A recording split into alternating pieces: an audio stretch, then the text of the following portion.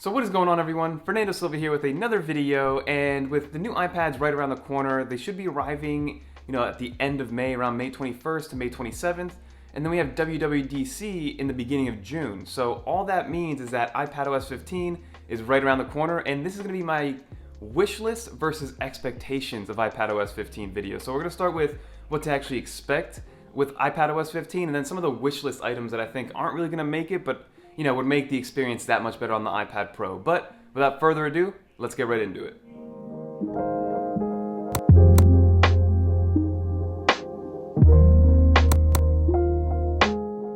So before we get into the actual features that I want and that we expect, I kind of want to talk about exactly what I want the new iPad Pro and iPadOS 15 to do for me and do for the iPad Pro. So a lot of people, now that the iPad is getting the M1 chip, they're saying, all right, this is it, we're getting pro-level apps. It's what I've always wanted on the iPad Pro. That's what's gonna help me replace my MacBook Pro or my MacBook Air, and I'll be good to go as long as I get pro-level apps like Adobe Photoshop, but fully, Final Cut Pro, things along those lines. But for me, it's not really like that. I actually spoke about this in a Twitter Spaces yesterday with TechRand, which is actually the first time I've ever done that, but the iPad Pro to me doesn't really need pro-level apps, right? The iPad Pro is already an overpowered machine.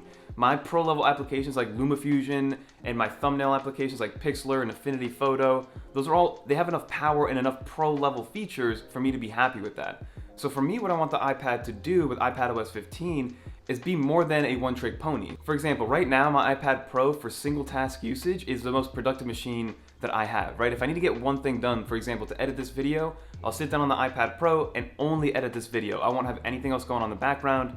I won't have like Spotify open or a YouTube video. I won't have anything else going on.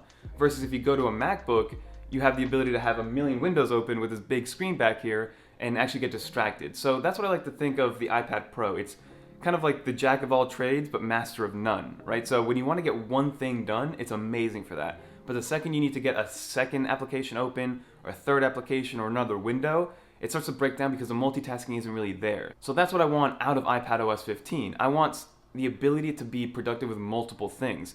And again, that's only going to happen through a real secondary display support or some sort of real multitasking support that we haven't seen yet on the iPad Pro. So now that we get that out of the way, let's talk about what we think iPadOS 15 is actually going to bring, and then we'll talk about the actual wish list. So from a leaks and rumors standpoint, the first thing that we're probably going to see immediately is a redesigned home screen. So currently the way the home screen is set up right now, it's very grid-like. You don't have much customization. Yes, they added the Today view with the ability to have widgets on that one section, but again, with a 12.9-inch screen or an 11-inch screen, we should have the ability to put widgets anywhere we want. We should have the ability to put files in the place of application spots. We should be able to change the grid layout and be able to put more than 24 or 30 applications on the home screen.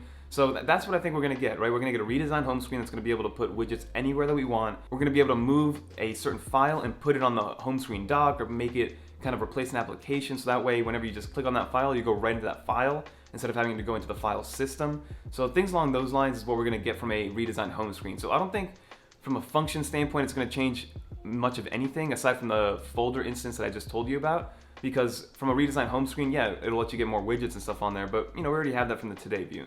So I think that's just Apple giving us a different feel, but at the same time not really changing much from a function standpoint. Something else that should be brought over to iPadOS 15 is actually a redesigned control center. So something that's going to mimic a lot more of what the new macOS Big Sur is looking like. So it's still going to be very touch-friendly first, but it's going to be a little bit more, the word is probably consolidated or just a little bit more professional looking, because right now it's a little bit on the bubblier side.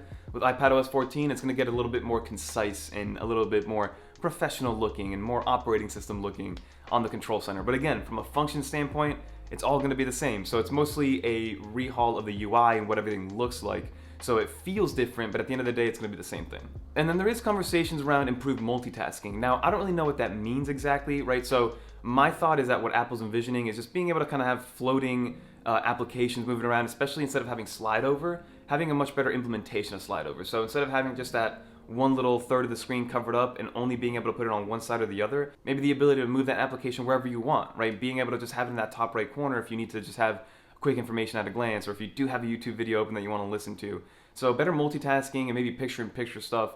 So that's what Apple's going to bring in from a multitasking standpoint. But again, it's not going to be exactly what we want, and that's my biggest fear with iPadOS 15, that they're going to put this M1 chip in there. They're gonna market it saying it's the most powerful device they've ever created, especially on the tablet market. And then we're still gonna have a very limited software experience, and that is my biggest fear with WWDC and then these new iPad Pros, these new M1 iPad Pros. And then there's also some leaks. If you guys follow LumaFusion or LumaTouch on Twitter, you guys notice that they're preparing to release a new update to LumaFusion, right? They're gonna have some free aspects and then some paid aspects. But with the free update, we're gonna be able to work off of an SSD, and I think that's due to the fact that now we're gonna be using Thunderbolt, and then iPadOS 15 is probably gonna unlock that. So I think from an application to application standpoint, we're gonna be able to work off of an external SSD, but I do not believe that we're gonna be able to natively use that SSD to replace a hard drive. So for instance, on a Mac right now, if you plug in an SSD, you can make that your hard drive, like your main hard drive. Natively in the iPad Pro, the iPadOS 15, I doubt that we're gonna be able to do that. So keep that in mind. So from an application to application standpoint, we might be able to work off of SSDs natively, but from an operating system and iPadOS function, it's not gonna be that way. So those are my real expectations, right? I hope Apple throws in a bunch more stuff, probably a lot of settings level, features where it's mostly a little bit more customization. But again, from a feel standpoint, it's gonna feel a little bit different and look a little bit different, but from a function standpoint, you're still, with the control center, you're still just changing the brightness. With the home screen, you're still just gonna have some random widgets on there. That's not gonna change much of your productivity unless your widgets are super productive that help you with at-a-glance information. But again, that is the expectation. But what I wanna do now is talk about the wish list, right? The thing that would make iPadOS 15 the end all be all. So again, if we go back to what I said in the beginning, the main thing that I would want is secondary monitor support. It doesn't need to be exactly like a normal desktop experience or laptop experience secondary monitor support.